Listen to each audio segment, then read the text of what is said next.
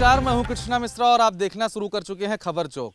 इस वक्त हमारी मौजूदगी है मेधा ऋषि आश्रम में। यह अयोध्या जनपद से करीब 50 किलोमीटर दूर, इंसानी आबादी से दूर दूर ताल्लुक नहीं रखता है ये जंगल, जहां पर मेधा ऋषि आश्रम है। और हमारे साथ बात करने के लिए यहाँ के आचार्य जी हैं। आचार्य जी से जानेंगे कि आखिर मेधा ऋषि आश्रम और माँ कामाख्या मंदिर के बीच क्या ताल्लुक है, और ये 3 किलोमीटर का फासला है माँ कामाख्या मंदिर और मेधा ऋषि आश्रम के बीच। महाराज जी, तो हमने कई लोगों से जब बातचीत किया तो पता चला कि माँ कामाख्या का मंदिर जो है और जो मेधा ऋषि आश्रम है, इसके दोनों के तार आपस में जुड़े हुए हैं।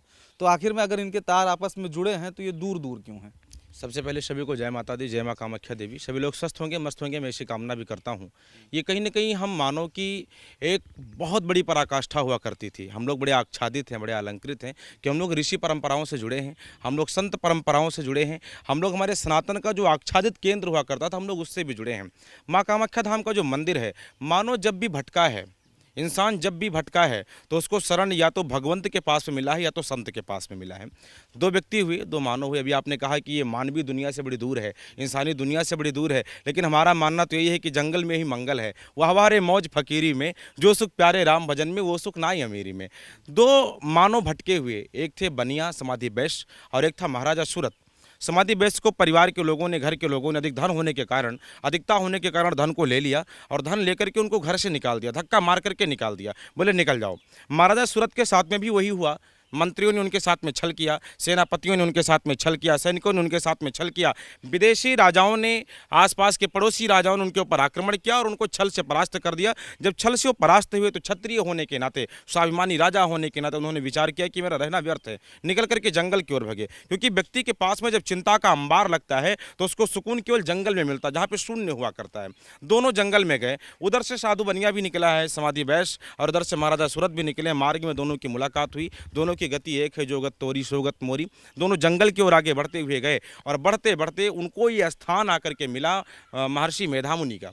संत बैठे हुए थे, और संत जब किसी को भटके हुए को देखता है, जब किसी चिंताग्रस्त को देखता है तो उसका हृदय आर्द्र हो जाया करता है। क्योंकि संत हृदय नवनीत समाना, कहा कबिन पर काहे न जाना, परोपकाराय सताम विभूतया। संत केवल परोपकार के लिए शरीर को धारण करता है। तो उन्होंने बुला करके पूछा, बोले आपके चिंता का कारण क्या है, आप चिंतित दिखाई पड़ रहे हैं, मन मस्तिष्क आपका जो है बिल्कुल खिंचा हुआ है। दोनों ने अपनी व्यथाओं को सुनाई। तो महर्षि मेधामुनि ने कहा, देखिए अब संसार में जाने का कोई मतलब नहीं बचा, अब आप दोनों तप करिए, तपस्या करिए। अगर किसी को परास्त करना है तो पहले बल लीजिए, बिना शक्ति के कोई शक्तिमान नहीं होता। तो बोले तपस्या करें किसकी? कहा शक्ति की तपस्या किया जाए, ब्रह्म की नहीं, शक्ति के पास में जाओ। तो बोले कोई नाम? तो महर्षि मेधामुनि ने बताया, कहा कलयुग चल रहा है, कलो चंडी विनायको। इस कलयुग में केवल एक ही उपासना का शक्ति केंद्र होगा, चंडी, यानी कि दुर्गा, काली, कोई भी स्थान ले लिया जाए, कलो चंडी विनायक को। उन्होंने चंडी की तपस्या करने के लिए उत्साहित किया। दोनों आगे बढ़ करके गए। हमारे यहाँ मंदिर से 2 किलोमीटर जब आप पूरब की ओर चलेंगे, पूरब और दक्षिण के कोने में, तो महाराजा सूरत का आश्रम मिल जाएगा। ठीक सामने आप 500 मीटर की ओर चलेंगे तो समाधि बैश से, जहाँ पर बैठ करके तपस्या कर रहे थे, वो स्थान आपको मिल जाएगा। तो उन्होंने बैठ करके तप किया। माँ प्रकट भई, माँ प्रकट होकर के वरदान मांगने के लिए कहा।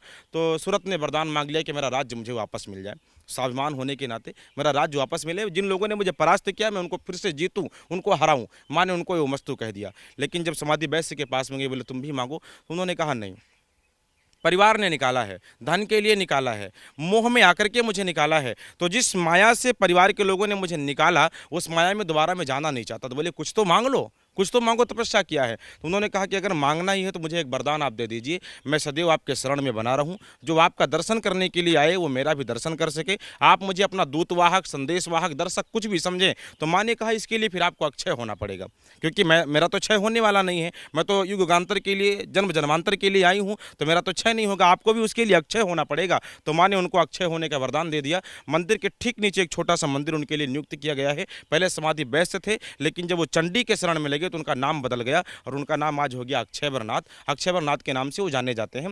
तो महर्षि मेधामुनि का तार इतना ही है कि माँ को लाने के लिए जिन्होंने प्रोत्साहित किया, माँ को लाने के लिए जिन्होंने मार्ग दिखाया, उनका नाम है महर्षि मेधामुनि। तो हम बड़े गर्व के साथ में कह सकते हैं, बड़े प्रसन्नता के साथ में कह सकते हैं कि माँ कामाख्या का जो मंदिर है, माँ का जो प्रादुर्भाव हुआ है, जो प्रकट भई हैं, उसके मूल कारक महर्षि मेधामुनि बने। अच्छा, जिस तरीके से देखा जा रहा है कि इतनी घने जंगलों के बीच में ये एक छोटा सा मंदिर है, यहाँ पे तपस्या करते थे महर्षि मेधा मुनि। और आपने बताया कि 2 किलोमीटर की दूरी पर जो है समाधि वैश्य ने तपस्या किया, फिर महाराजा सूरत ने तपस्या किया। तो ऐसे में अब जो लोग यहाँ घूमने आते हैं, जो यहाँ टहलने आते हैं, तो अब जंगल है, जंगल में जानवरों का भी बहुत भय होता होगा। तो ऐसे में तमाम जानवर भी यहाँ होंगे, तो उससे लोग कैसे बचते हैं? जितने भी स्थान आपको मिलेंगे, प्राचीन पौराणिक शक्तिपीठ या सिद्धपीठ, वो सब के सब आपको जंगलों के बीच में मिलेंगे। क्योंकि पहले के हमारे ऋषि परंपरा, संत परंपरा के लोग जंगल में बैठ करके तप करते थे। रही बात जंगलों के बीच में लोग घूमने आए तो जो जंगली जानवर हैं उनसे कोई हिस्सा तो नहीं होती है। दुर्गा सप्तशती में लिखा है, पशु पक्षी मृगादया ज्ञान नामाप चेतांश देवी भगवती हिसा बलादा कृष्ण मोहाय महामाया प्रेक्षत। जितना ज्ञान मनुष्यों के बीच में होता है, जितना बुद्धि विवेक मनुष्यों के पास में होता है, उसका 10 गुना ज़्यादा बुद्धि और विवेक जानवरों के पास में होता है। वो कभी असहाय पे, कभी दुर्बल पे, कभी निर्बल पे, कभी सात्विक पे, कभी भक्त पे वार नहीं करते, प्रहार नहीं करते। और ऐसे हजारों प्रमाण हैं, ऐसे हजारों प्रमाण हैं। यहाँ आज भी रात्रि में 11 बजे तक, 12 बजे तक लोग जंगलों में लकड़ियाँ काटते रहते हैं, लोग जंगलों में भ्रमण किया करते हैं। ऐसे दसियों प्रमाण आपको मिलेंगे जब हमारे इसी जंगल में सिंह, सिंहिका, तेंदुए ने आक्रमण किया, लेकिन किसी मानव को मारा क्या, किसी मानव को कभी क्षति पहुंचाई क्या? नहीं, वो टहलते रहते। और आज भी हम दावे से कह सकते हैं जिस जंगल में आप हैं, इस जंगल में वो निवास कर रहे हैं, इस जंगल में वो हैं, लेकिन आज तक किसी मानव को उन्होंने क्षति नहीं पहुंचाई। क्यों? क्योंकि वो भी भगत हैं। अच्छा, माँ का वाहन कौन है? माँ का वाहन जंगली जानवर ही तो हुआ करते हैं ना। और हम माँ के पास में जा रहे हैं, तो माँ के पास में जाने वाला व्यक्ति कहाँ क्षतिग्रस्त होगा? अगर माँ ने ममता लुटाई न होती तो ममता मई माँ कहाई न होती। फटकार दे माँ, दुत्कार दे माँ, मगर अंत में लाल को प्यार दे माँ। या देवी सर्वभूतेष रक्षा रूपेण संस्थिता, नमस्तस्यै नमस्तस्यै नमस्तस्यै नमो नमः। और रक्षा की रूपिणी है। अच्छा, कई लोगों ने बताया कि दुर्गा सप्तशती में भी इस महर्षि मेधा जो मुनि आश्रम का जिक्र है, महर्षि मेधा का जिक्र है। क्या जिक्र है और क्या दुर्गा सप्तशती से उसके क्या जो है ताल्लुकात हैं? देखिए, दुर्गा सप्तशती एक 13 अध्याय की पुस्तक है, और दुर्गा सप्तशती उसका नाम नहीं है, वो एक पुराण से निकाली गई है। मार्कंडेय पुराण से 13 अध्याय को निकाला गया। इसका पूरा वर्णन मार्कंडेय महापुराण में है। मार्कंडेय पुराण बड़ा होने के नाते, इस कलयुग में द्वंद्व आभास होने के नाते, ज़्यादा झंझावात होने के नाते व्यक्ति के पास में समय नहीं रहा कि एक पुराण को खोल करके पढ़ेगा, तो 13 अध्याय उसमें से निकाल लिया गया। श्री मार्कंडेय पुराणे अंतर्गत दुर्गा सप्तशती प्रथमो अध्याय, द्वितीय अध्याय, तृतीय अध्याय आदि आदि करके 13 अध्याय निकाले गए। उन्हें 13वें अध्याय में महर्षि मेधा मुनि का वर्णन, प्रथम अध्याय में किस प्रकार से प्रेरित किया है वो सारा वर्णन है, और अंतिम 13वें अध्याय में वरदान क्या मांगा वो वर्णन है, और बीच में माता ने अपनी कौन सी क्रियाकलापों को किया है वो वर्णित है। अच्छा, जिस तरीके से आप बता रहे हैं कि अब और भी जो लोग आते हैं, लोगों का बड़ा विश्वास है, चाहे माँ जो है माता की मंदिर का हो, चाहे मेधा मुनि आश्रम का हो, तो ऐसे में इतना भरोसा लोगों को कैसे है इस पर?